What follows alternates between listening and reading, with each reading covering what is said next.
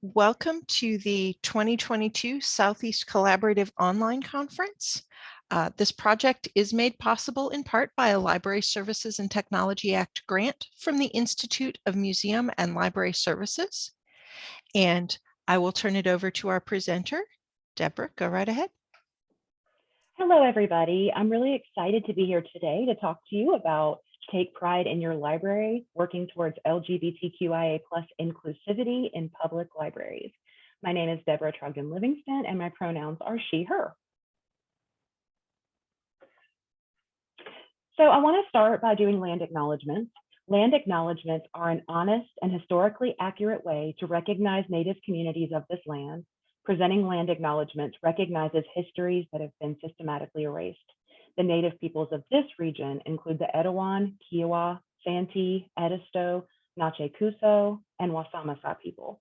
The Region 2 RML recognizes the Native communities of the land on which we live and work in Charleston, South Carolina. And I wanted to take just a moment. If we had longer, we could do community agreements together, but I want to make sure that you guys have your needs met and that we have good communication. Make sure that you take care of yourself if you need a quick break. Since it's such a short session, I won't be doing that. If you need a sip of water, please make sure and take care of yourself. No one knows everything. Together we know a lot. There has never been a single session when I didn't learn something from the participants. Make space and take space. Make sure that you are leaving room for other people to ask questions. If one person is asking 20 questions and someone else isn't getting their question answered, we just want to be equitable. However, in the digital space, there's probably going to be plenty of time to ask away. One mic, we want to make sure if we end up having an opportunity to be vocal, that we're sharing the space and the microphone as well. Understand the difference between impact and intent. Our impact is much more important, and we want to stay focused on that and be focused on how what we're doing and what we say impacts other folks. Respect confidentiality. If someone says something private or that could be perceived as private, keep it here. Be curious and respectful always. And this is adapted from the GLSEN guidelines from respectful GSA spaces. There are some really great tips in there if you're looking to do your own community agreements. So who am I? Again, my name is Debra Trogdon-Livingston, and my pronouns are she, her. So my background, I grew up in the Carolinas. Columbia, South Carolina was my hometown, and I have kind of traveled up to North Carolina and back down to South Carolina. I got my BA from Winthrop University, and then I worked at USC at Thomas Cooper Library. I've worked in Charlotte libraries. I've worked in Gaston County libraries, and now I've made my way back down to Charleston, and I am the network of the National Library of Medicine Region 2 User Experience and Education Strategist. And I've listed my email, Trogdonl, Trogdonl @musc.edu, and I'd love to hear from you and work with you. I'm also the South Carolina representative. I'm your liaison for Region 2. One thing that I have noticed, I am also a part of the LGBTQIA+ community, and one thing I've noticed is that regionally, a lot of different areas have differing ways that we approach services to the LGBTQIA+ community. And so that's really something that's important to me professionally and personally. So our agenda, this is a big topic. When we're talking about services to a population, everything is intersectional. This is not a homogeneous community. So I have a ton of different topics that we'll talk about a little bit. We could easily do a much longer talk on this and learn more together, but I wanted to hit some of the major parts that are important. So for today, we're going to address learning outcomes, talk about why I chose pride in my title and what that means to me. Why is this timely? Why is this important right now? What are some of the ways that we are not equally serving the LGBTQIA+ community as in comparison to other populations? What are some of past efforts? What are some barriers to access? How can we engage more meaningfully? How can we give better service to LGBTQIA+ folks who are experiencing homelessness? What are some ways we can show support? I have a cool program that I just wanted to talk about, library certification, some good programming ideas, some virtual wins, and how you can help LGBTQIA+ employees. So learning outcomes, we want to, as you probably saw in the documentation, learn how public libraries underserve LGBTQIA+ patrons. So I'm hoping that if nothing else, you start there. Be able to identify library practices that can be improved at your specific library. So thinking deeply about what you guys are doing well and what can be improved, and then gain some tools and resources to make your library more inclusive for the LGBTQIA+ community. So when I was thinking about proposing this talk, I started thinking about what is important to me and things that bring me peace as a member of the LGBTQIA+ community. Even I get myself on the acronym sometimes. Pride is a time of year that I really look forward to, and a lot of my friends and family do. We always bring my nephew, who is 6, so he's had 6 years of being in love with Pride. And so personally, I attend the Charlotte Pride Festival, and I attend the one in Columbia, South Carolina. I've been to others, but I try to do that annually. And during COVID, it didn't have the same feeling, but it was still really important. So what is Pride and what does it mean to me? Pride is a way for a lot of folks to have their sense of community. And for some folks, that's the only time they have it in that year. There's a feeling of support that you get, a feeling of being welcome that some folks may not experience on a daily basis. You can wear your rainbow and feel like you're accepted. It's an opportunity for marching to stand up for folks who cannot. If you're a person who has experienced violence or trauma as a result of your gender or sexual identity, it may be that that is not a safe space for you, but people march to stand up for your rights. You may be a person who cannot be visible for your own safety or personal well-being. People march for you. Those are good things about Pride. The problems with Pride are the problems we see with every other big event. It's become really commercialized. Instead of being grassroots, there are a lot of big businesses who bankroll Pride. You could see good and bad of that. Commercialization means that in some ways, the larger world is wanting to acknowledge LGBTQIA+ families and rights, but it does point out and marginalize folks who may not have access to resources. Like if Pride is in Uptown Charlotte and you can't access parking, or there's not an easy way to get to it, or mobility is an issue and all of the spaces are taken, sometimes those things are not taken into consideration. I know that they're more, we are more conscientious about that, but the commercialization really affects that. And then it does silence those people who need it most, the people who may not feel as comfortable being in a crowd, who may not feel as comfortable being visible, don't have a voice. And Pride began with a lot of trans African-American women fighting for rights. And a lot of times it has become very whitewashed now and not serving people of color. So it also is a parade versus a march, which can be lovely because you have an opportunity to be proud of yourself and to be visible, but you're not marching for rights anymore. For some people, that was a loss. For me, something that to note about Pride is we in libraries make a really big deal about Pride Month. We have book displays and we have bulletin boards, just like we do other months that acknowledge people. And then after that season, a lot of times it's really quiet. I mean, I know how stressed we are. We're stretched really thin with our programming and resources. There may be political pressure, but just imagine like you have this feeling of like, okay, my rainbow family is welcome. And then 2 months later, we don't see our faces anymore. So Pride can have some really beautiful connotations, but it also can show some room for growth. So why is this important right now? If you've paid attention, which I'm sure you guys have, we're currently experiencing a lot of book banning and burning across the country in a very concerted effort. And whenever you see book banning, unfortunately, there is a focus on LGBTQIA+ materials as well. There is backlash continually and increasingly over LGBTQIA+ inclusive programming. Everybody's isolated and tired because of the pandemic, but imagine if you were an LGBTQIA+, let's say teenager, and your one place where you feel safe, maybe in your small town, is your youth LGBTQIA+ meetup. Well, those have not been meeting in person, and maybe they are now, but for a long time weren't. So that isolation is really something to think about. How can we help? Staff are really burnt out, and we're stretched in a million different ways. The world has been on fire for a while, and our staff may be dealing with their own and are dealing with their very own like trauma and concerns. And so it's really easy to go into autopilot mode, and it's understandable.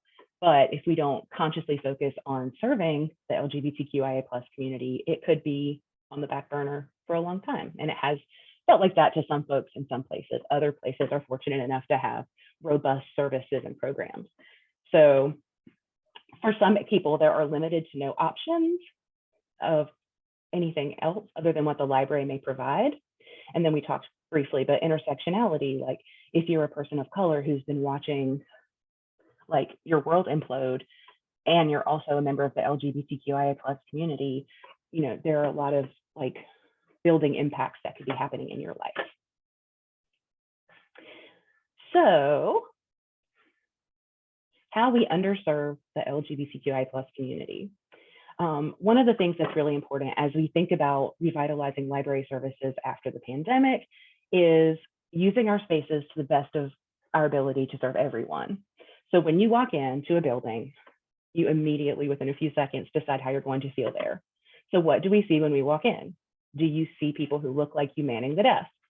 Do you see depictions of your family somewhere in the building? And how visible do you feel? For some people, it's really offensive to not be greeted, to feel invisible. And sometimes when you're not greeted as a person who might be trans, visibly dressed in a way that you can perceive, like you may not get greeted on purpose, like as a statement. So like being greeted or not greeted. But for other folks who feel hyper visible, the same person could feel hyper visible and may want to enter the space and just be just an average person, get an average hello, and just lose some of that hyper visibility. What are policies and procedures in your building? Are they advertised on the internet? What if you are a person who is experiencing homelessness and you're part of the LGBTQIA+ community?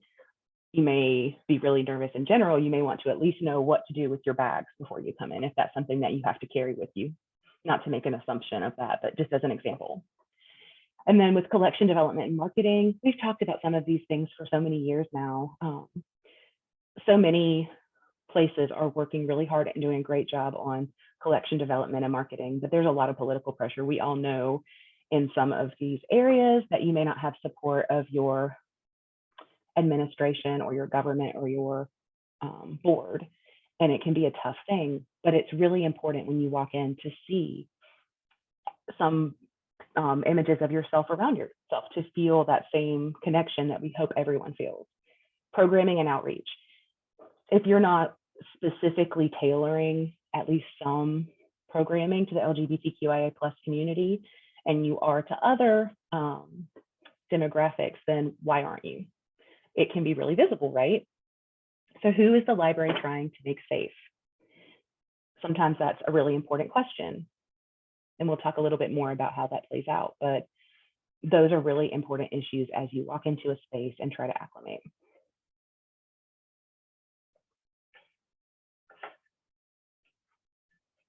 So there have been some really good efforts. I've been in libraries for a while now, and I've worked in several spaces. And I've also, as I travel, I love to try out other libraries. I like to do research, of course. And I've seen a lot of efforts that have been tried out and gone well, and some that started out as a great effort and didn't work out. And I'm always appreciative of people who try. It can be so much easier to be scared and not take action, but I really appreciate when people try.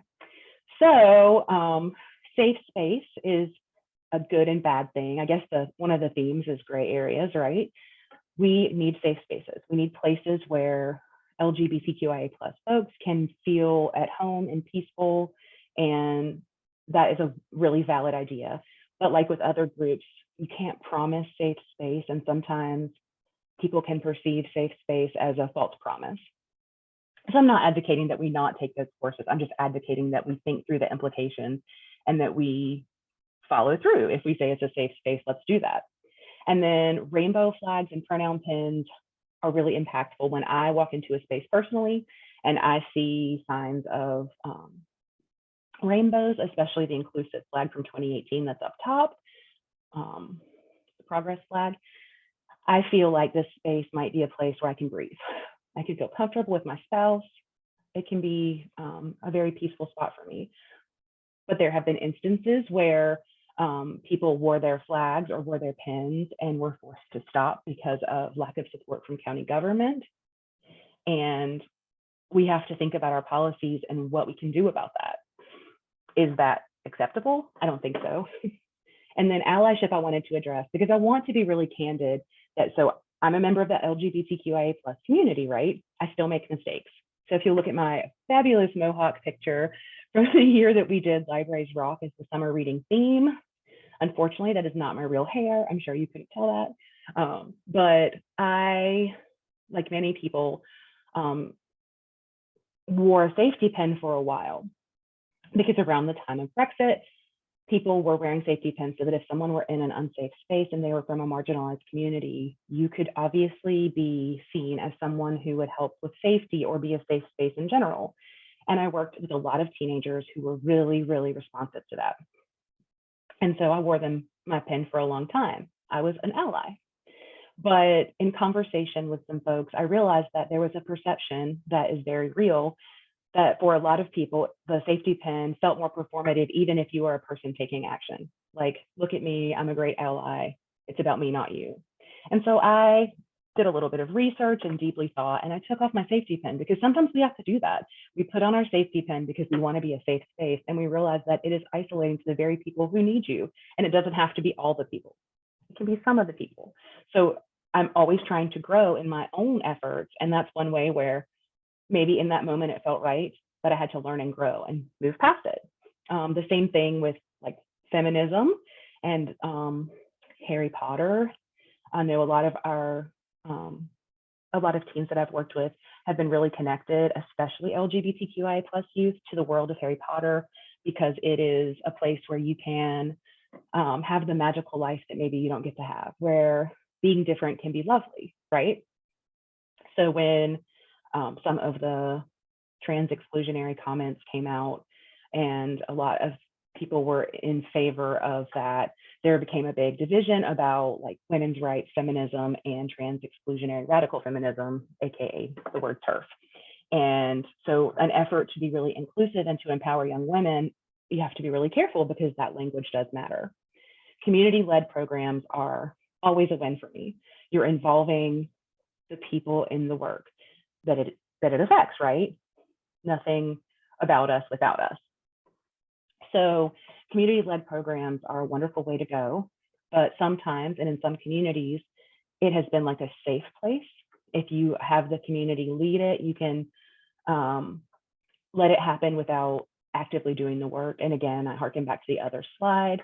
If you are not actively programming with the LGBTQI plus community in mind, and you are for other folks, then there's something to evaluate, right? And then passive acceptance is along the same line. Like, I support all people being here, almost like I don't see color. We don't say that. I don't stop you, but that's not, like, passive acceptance is not validating and is not making an effort. We should see color. We should see the beauty in everybody, the differences. Same thing with folks who are part of the LGBTQIA plus community. We do not want to be passively accepted. We want to be involved in the decision making and at the table, have a seat. Drag Queen Storytime has been hugely successful. It has been a place where people can engage as a rainbow family. If you're gender diverse, you can be welcome. You can expose your children to new ideas, creativity. It has been a rallying point for a lot of families. But I've also seen where people are really open to the idea and want to be supportive, but don't have the backing of the community, or try it without thinking through how to make it work. So if you have like a tiny space that can be easily blocked and you really want to have that event, that you know it's most likely going to have to be canceled, like thinking through far enough in advance.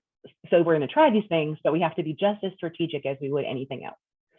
And then some folks that I know, and again, like, this is some folks, have felt some negative feelings, like when we started having legislation about like who can use bathrooms. And I am personally grateful for everyone who has advocated for family bathrooms, gender neutral bathrooms, bathrooms for all, like whatever the terminology is that makes bathrooms not a big deal, right? Bathrooms as safe. But some of my friends who are part of the trans, or if they're gender nonconforming, may feel like this is the first and only time they were acknowledged, and that can feel like performative as well. So I want to get you guys to think about something for a second. In libraries, especially public libraries, we're always programming.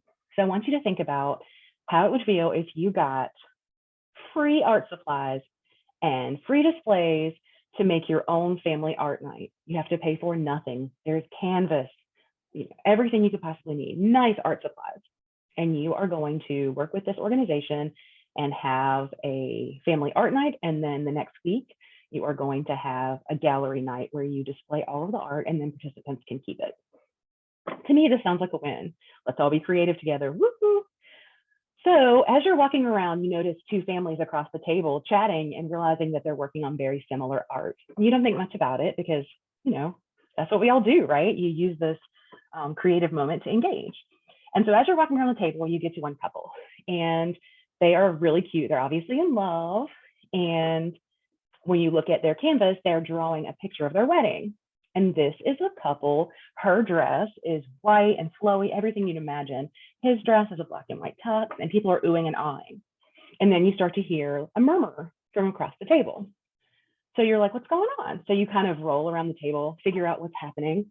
And when you get there, you see another couple who is obviously in love, and they've drawn their wedding day on their canvas too.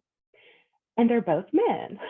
And it's beautiful. And like if you were comparing them, both were equally beautiful. And in both pictures, the couples were kissing. But the people around the two men are making comments under their breath and making it really uncomfortable. So first things first, like think about what your face is doing. So often, like your face is not doing what you intended to do. So in that moment, you might think, this is horrible. I want everyone to feel welcome at the library. And so you might be looking at that art and making a responsive face to the frustration you have with the way the community is responding. How do you feel if you're that couple and you see the librarian ooh and ah over one art piece that's just like yours, and when they get to yours, they're grimacing? So like that's a lot of pressure for us. We can't be perfect and we can't be performative, but I just wanted to put you in the headspace of like when you are part of a community that's like marginalized, to show you how like the microaggression feels. And then there's the very real concern that I don't have an answer for. How are you going to address this? How do you move forward? Hopefully you are going to display all the art still. How are you going to create a safe space in that moment? Something to think about. Again, I don't have perfect answers, but those moments happen all the time. And so all my slides, most of my slides, some of them have rainbows and like are brightly colored. But I wanted to point out that none of this is black and white. You all are doing good work and you all are doing your very best. Like I totally understand because I've been in the same place where you want to do something and you know that there won't be support. And you feel like maybe your job might be at stake. So like this is not a judgment or pressure. I just want us to do the best we can under like whatever circumstances we're in. So I want to keep in mind as we keep going, this is not judgmental. Like anything that I've said somebody has done, I've probably been a part of. I've made my own set of mistakes and I have the best of intentions, as I know you do. So this is not black and white. There's a lot of gray space. So safe spaces, we talked about how some people perceive them. We know we need safe spaces. They're still really important, and the work that we do to create them is very important. So we can do both things. We can have safe spaces and wish we did not need them at the same time. We can have this and that. We can also have this, not that. So when we're talking about language, if you notice, I put LGBTQIA+, and I consistently, maybe sometimes missay it, but consistently say LGBTQIA+, because it's the most inclusive word that I know. That's going to change throughout my lifetime. It's going to probably change in the next 3 years, and I'll do the very best I can to keep up with it. And that's okay too. When I'm talking about inclusive language, I've worked in locations where even in toddler story time, we made like a real effort to, instead of saying postman, we would say postal carrier, and use that language as frequently as possible, and have had extremely positive feedback. People really respond to that when you're genuine and inclusive in that way. So instead of having to use the old word and being frustrated that you can't, say postal carrier, find a new way. So do this, not that. And then be okay with learning and apologizing. It is no one else's job, just like in any other equity work, to do the work for you and figure it out for you. But everything in life, if you're trying to avoid hurting people and trying to avoid, trying to do as little harm as you possibly can, you're going to have to apologize at some point. Don't make it about that person having to make you feel better, though. Learn how to apologize appropriately and be okay with learning and growth. So there are some barriers to access, and some of them are built in ways that are they're systematic, and we have to find ways to kind of take down, like we're breaking down this wall. One of them is language. A lot of times people in libraries sit back and watch what's happening before they engage. So if you are listening and you hear librarians introduce themselves, or library staff or pages or volunteers introduce themselves with their pronouns, it's a big cue. It's as big of a cue or bigger of a cue than a rainbow. So people listen, people hear. Also body language. If someone walks up and they have a visible beard and they also have on a dress and heels, and as they walk up, staff are giggling. That is completely unacceptable and a huge issue, but that aside, maybe the staff are giggling because one of them just almost tripped, right? A lot of this is perception. So just being mindful that people can be really sensitive, and with good reason, right? So, but there are times when people may laugh and be being extremely cruel. How do we deal with this? What is the culture? Everyone's watching you. What are they seeing? How are you handling this? Safety. Having like an escape route can be really important to a lot of different groups of folks, folks with PTSD, just a lot of different communities. So making sure that you can't be, when we think through these things when we're talking about active shooter training, but also thinking of it from this perspective, you can't be like trapped in a little corner. Spaces are visible. Building design is hard though, because you want that, but you also need a space where you can be invisible, not hypervisible. Staff interactions, I briefly mentioned, but when someone's talking to you, if there is something like, say your name doesn't match your driver's license, how is that handled? That individual is going to have perceptions, but everyone else is too. And you may not have an LGBTQIA+ patron that you can visibly see because you can't see it, but you also may have family members or allies or friends. And I hope that you always have that, because I hope that's always there. How are you handling the restroom situation? A lot of times we want to avoid conflict, so we don't talk through the hard things, but talking to your staff and talking to your everyone that works in that building and making a plan of how to deal with it if something happens gives people ammunition to create a safer space. Know your policies and procedures, and have fair policies and procedures that are enforced across the board. Unfortunately, the nonfiction systems are really tough for LGBTQIA+ people, because they narrow down being LGBTQIA+ to sex. And so you are put, like, things about being LGBTQIA+ that may be really informative are next to folks who may have like sexual disorders, or people who may be predators. And seeing your book in that place has an emotionally devastating effect. And we've talked about that, but how are we changing it? What are we doing to make it better? And then private search spaces, LGBTQIA+ folks in general, but especially LGBTQIA+ youth, utilize the internet to get a lot of information that they cannot get other places. That can be problematic. We're talking about public libraries, definitely in school libraries, but some of you may have filter systems that may, it's been proven that those systems filter out a lot of content related to LGBTQIA+ issues. So things to think about that are barriers. So how can you create more meaningful engagement? How can you connect with folks? When you are looking at what your community offers and needs, it's easy to look at what you see. So you might notice that you have a population, and you can hear that you have a population of people who are Spanish speakers, right? So that's something that you need to address. And you can do that with a lot of groups, but you may not realize that even like within that group, that what you hear is the person who is speaking Spanish, but what you don't realize is that person is in a same-sex relationship. So we need to find better ways to do needs assessment for the LGBTQIA+ community. Are you having the same outreach moments? Are you going to the same places to get input from folks? Sometimes we have actually more input from LGBTQIA plus youth who are comfortable and feel safe to discuss that than we do adults. How do we find these populations? That's how we're going to find the engagement, right? Employment can be difficult for the LGBTQIA plus community, and it really depends on where you live, but depending on how you dress, or if you have mannerisms, there could be a lot of problems finding employment. So that might be a way that you could help your community, offering support services. I think the biggest way always is to have community conversations. And it would be great to have like a big program, but with people who may not feel comfortable showing up en masse, those can be like smaller groups. You can show up at the places where folks meet. And then intentionally designing spaces. We talked about like when you walk in, how do you feel? Maybe take a look in your library, walk in and see what it looks like around you. See how you would feel if you walked in. Would you see your face? Something to think about. And then I want you to think about how we use our spaces.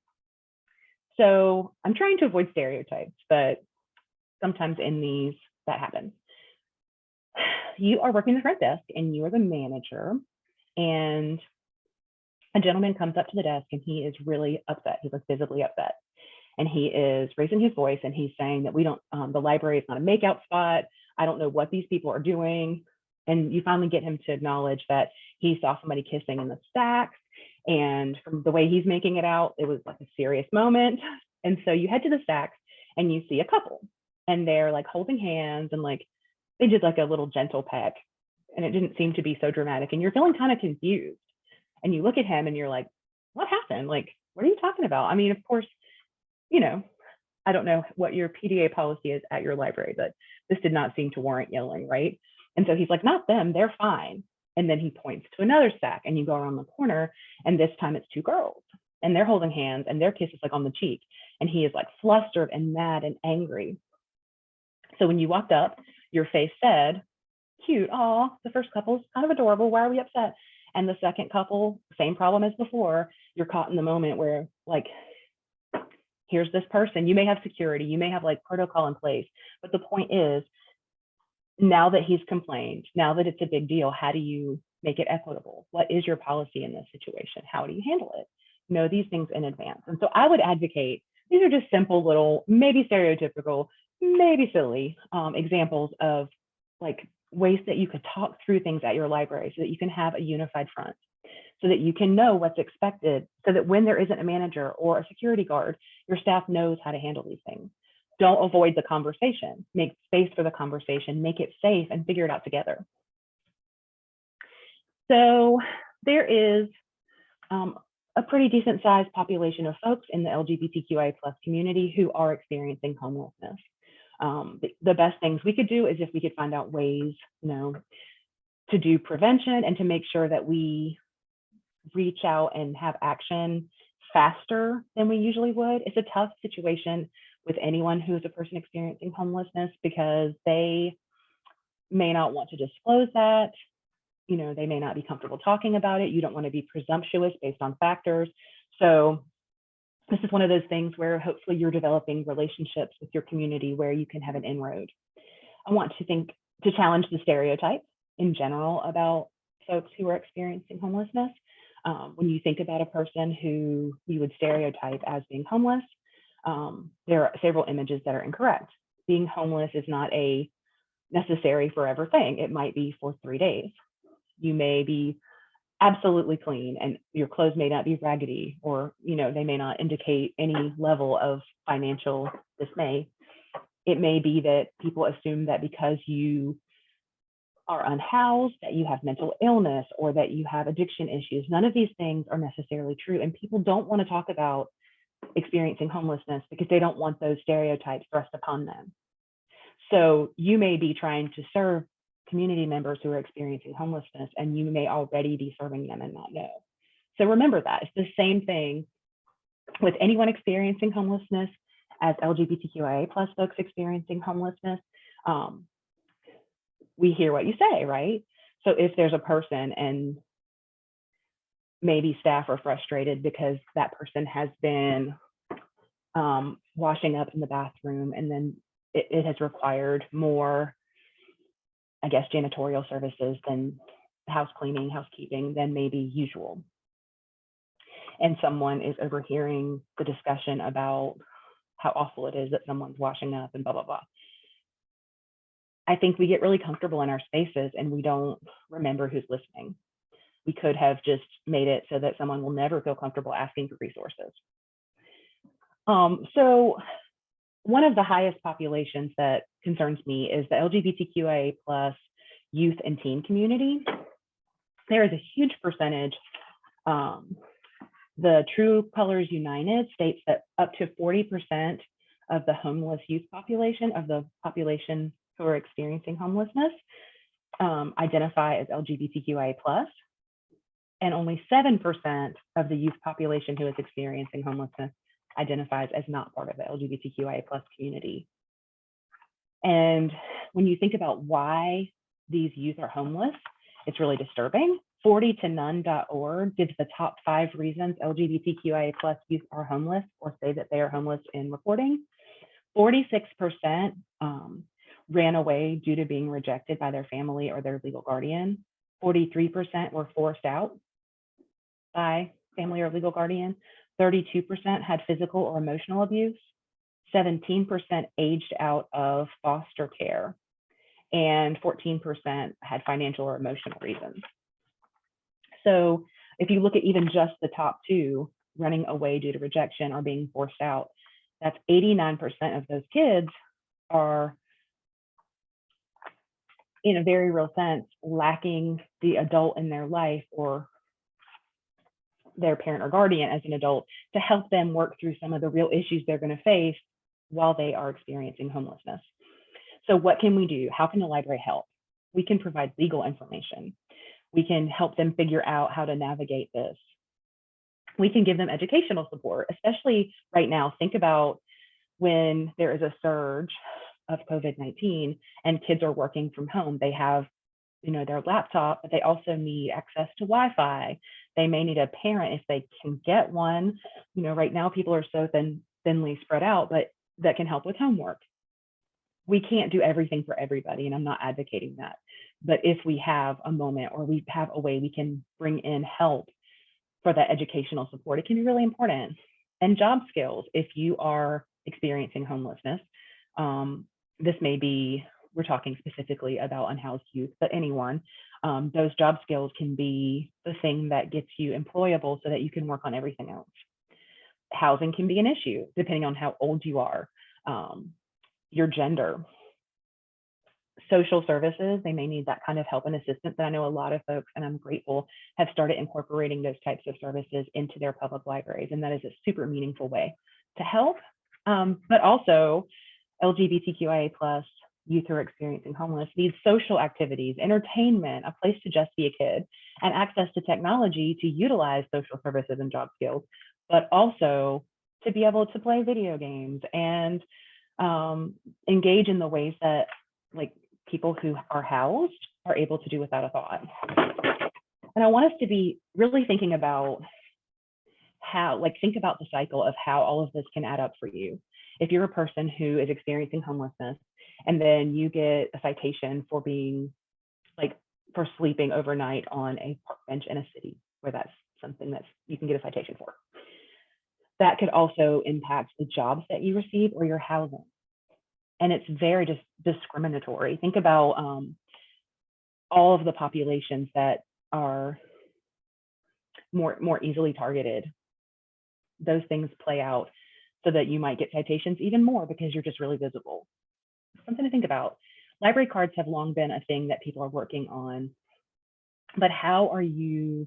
So let's talk about the language. Of course, we want to be able to have better language built in for folks who have different pronouns or whose license may not match the name they go by in person, and we need to work on those. But also, how are we getting library cards into the hands of the LGBTQIA plus population or anyone who is unhoused?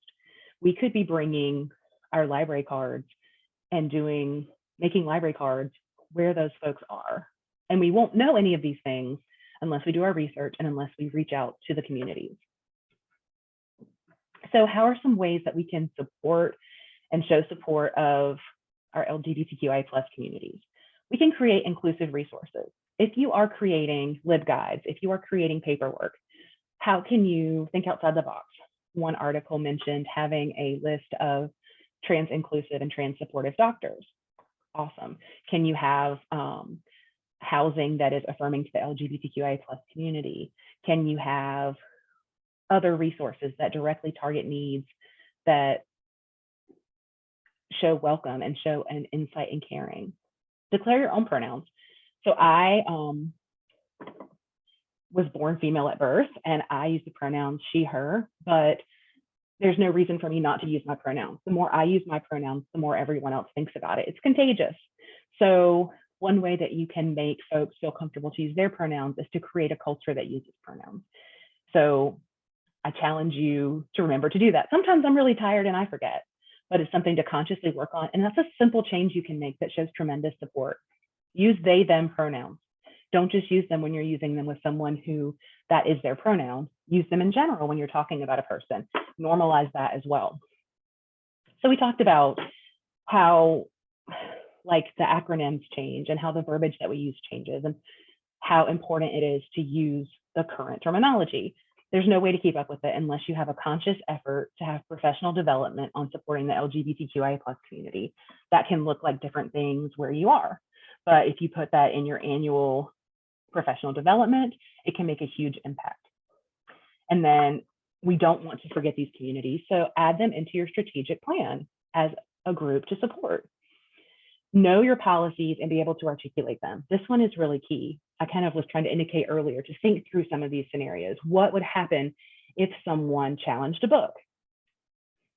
What does it feel like? Can we role model this in trainings together? Like, this is what we'll say, this is what we'll do, this is best responses, best practices, but the best way to support yourself and your community and not just immediately react to an emotional charged situation is to know that policy. Know your collection development policy, know your challenge policy, have it handy, review it frequently, know the Library Bill of Rights, be familiar with the Freedom to Read statement, and know that if you have a challenge, you do have a great resource in the ALA Office for Intellectual Freedom.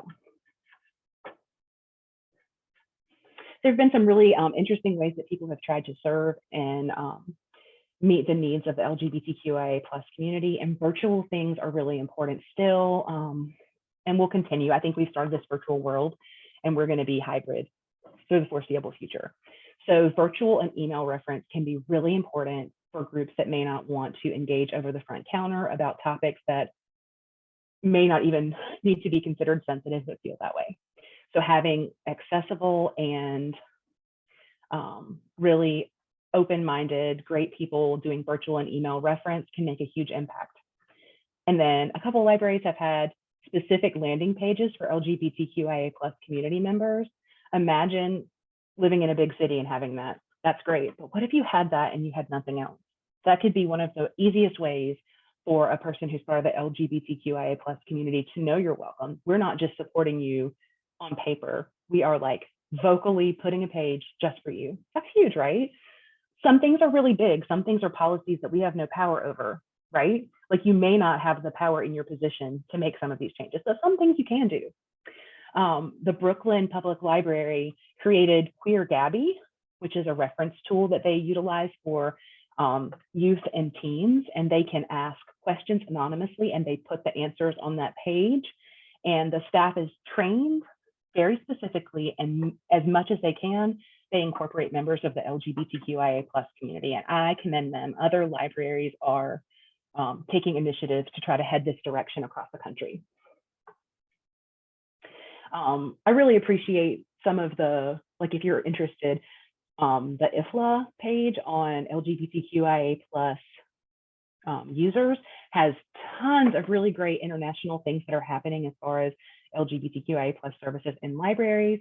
But I love this quote: the Swedish Library Law states that libraries are for everyone, but in order to accomplish this, libraries have to actively work to prevent discrimination and to promote inclusion. Absolutely. This is hard work at a time when we're all so tired. So take the steps that you can, but it's neat to know that in Sweden, 26 libraries have undergone this rigorous certification process to make sure that they are providing excellent services to the LGBTQIA+ community. And some programming wins. Of course, we talked briefly about Drag Queen Storytime. I'm a huge fan. I think it's important with any program to vet your performer, make sure that it's a good fit for your community, but by it's a good fit, I mean, make sure that performer is. Like if we are wanting to have Fancy Nancy Tea Time, maybe we would like a performer who's all out pink and glitter. I strongly support it, but again, think through the details. Genderful, Exploring Gender Through Art is a program that's offered for children ages 6 through 12. And then there also have been workshops for early childhood educators and children librarians on all sorts of topics about gender, and with a real emphasis on welcoming rainbow families. So think about if you were in story time and you see no one in the room who is like you. Hopefully we'll change that and people will feel more welcome, but you look around and you see no one who has a family like yours, no one who reminds you of you on the bulletin board. You never ever see your family, some materials shared. Imagine you're an adult, you're going through that art that we talked about. You know, we want to welcome everyone. We want to welcome rainbow families. And then I really appreciated the idea of using maker spaces to connect to the LGBTQIA+ community. Sometimes, like you're looking for a creative way to spark some interest and ways to utilize that maker space. Someone talked about using it to have gender diverse sewing classes so that folks can alter clothes that in ways that more suit their gender identity. Somebody talked about during Pride Month or anytime, making pride gear through the makerspace and making sure to use the makerspace as an intentional space where we cross where our stereotypical gender lines. So those folks who say, boys don't sew, of course, that's antiquated and absolutely wrong, but making sure that you market to all people for every program. And then also using that makerspace to get direct community input when you're making things, when you're sitting down, when you're breaking bread in a way, art bread with folks, you can really get some good dialogue going. So using that space as a way to get some of those community conversations started, it's great. And I want to always make sure that we incorporate LGBTQIA+ employees. It's a little self-serving, but it's really important because we see what you say about the community too. We see the reactions you have when things are complicated. We know it's complicated because we're experiencing it too. If we work in the community, then we know what the obstacles are. So I wanted to give a shout out to the City of Philadelphia Office of LGBT Affairs. I'm using that acronym because it's in their title, but they set such a great example. If you visit that webpage, they have on that page, first of all, the fact that they have an Office of LGBT Affairs is pretty amazing. I think that is a huge step. It's very visible. It makes a real difference. It shows a level of support you don't often see. But they have links to resources for transitioning at work, and included in that general area of the page, they have a lot of like acronym descriptions and then how to help your coworker who is transitioning at work, just some great resources. They also have links to LGBTQIA+ specific resources on COVID. It's just really great. Always remember the same things that help the community at large help your employees. So if we're using pronouns regularly, then I may feel more comfortable to share my pronouns if I've been reticent. Respect people's pronouns. Sometimes you may slip. Fix yourself. Don't make the onus on the person whose pronoun who you have mispronounced or misgendered. Just as much as the public could use gender neutral bathrooms, remember your staff, remember your employees. Set expectations. Know your policy as a supervisor and as an employee. Know your rights, know your policy, and make sure that we are holding each other accountable. And then just something to remember,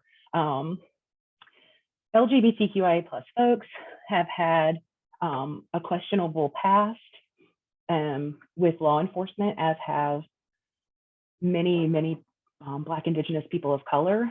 So we have those intersectional moments, but also specifically LGBTQIA+ folks too. So remember, when there are situations involving law enforcement, to take a step back and give an extra thought to trauma that might be imposed upon your employee who is part of the LGBTQIA+ community. And I have a whole lot of references for you guys to check out. And I wanted to take a moment to address some of the things that were in HUVA. So what is one step your library has taken to be more welcoming to the LGBTQIA+ community? You guys can pop that in chat, and then you're welcome to check out the poll. I will share the data at a later time. And then I have discussion topics for you all to think about. How well do you serve your LGBTQIA+ patrons? And then how much do you use pronouns in your library? And how far does your allyship go? I am really excited to hear more from you guys about this topic, and I really appreciate your time. And I challenge you to take one small step today to work towards LGBTQIA+ inclusivity. I'm going to pass it to Tiffany.